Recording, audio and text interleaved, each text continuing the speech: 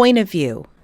You hear a boomer talking about the Vietnam War, saying something like, "We gotta stand up against the government and protest the Vietnam War we never wanted to fight in the first place. We revolutionized the hippie movement for peace and love. You betcha by golly gee whiz." If the ones saying this to you are white, like roughly 80% of them were, they're lying to you. It's all fake news. This study from the University of Utah analyzed the numbers, and it turns out not only were the baby boomers the most supportive of the Vietnam War, but the white ones especially were. Here! Look at it! It's ugly, isn't it?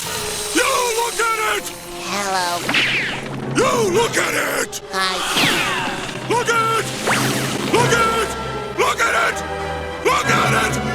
Okay, but so what if boomers, and the white ones specifically, were the most supportive of the war? They had a fight in it anyway, didn't they? Funnily enough, they didn't.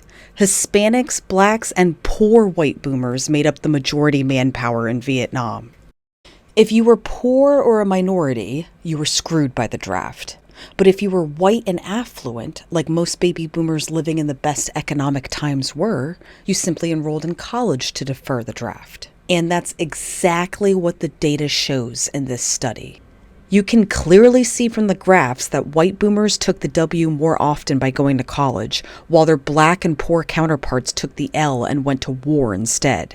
Now, of course, all things come to an end, as this college draft deferment loophole did when the government overturned it. The white, affluent baby boomers weren't too happy about this, so they searched for craftier ways to evade the war, such as enlisting in alternative services like the ROTC and the National Guard, then reneging on those contracts when they were in the clear, or getting fake doctor's notes to medically disqualify them from fighting, just like how 4 of our US presidents did. God bless America. Now, this was all very effed up, considering we forced black Americans to fight in a war they didn't want to fight in, while they were still protesting for equal rights back at home in the civil rights movement. Now, did anyone point out this irony? Oh yeah, they did. Martin Luther King Jr. called the Vietnam War a white man's war, a black man's fight. Muhammad Ali certainly wasn't having any of it either. My name is a white people, not Viet Congs or Chinese or Japanese. You my opposer when I want freedom. You my opposer when I want justice. You my opposer when I want equality. You won't even stand up for me in America for my religious beliefs, and you want me to go somewhere and fight, but you won't even stand up for me here at home. Even former Republican Senator John McCain, one of the few white boomers who actually fought in the war, said this about his richer white counterparts.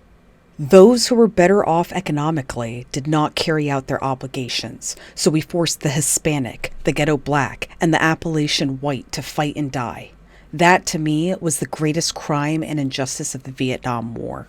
When the government decided to overturn the college draft deferment, these previously hawkish white boomers changed their tune immediately. Anti-war protests and marches for peace and love and hippie stuff peaked among the richer white boomer students right around this time. This was the same group of people who had once expressed the most pro-war feelings out of any other group and screwed their less fortunate peers in the process. Woo! I'm catching a nasty whiff of hypocrisy here. But when it comes to baby boomer antics, it only gets worse with time. Like and subscribe if you'd like to learn more dirty facts about the baby boomers.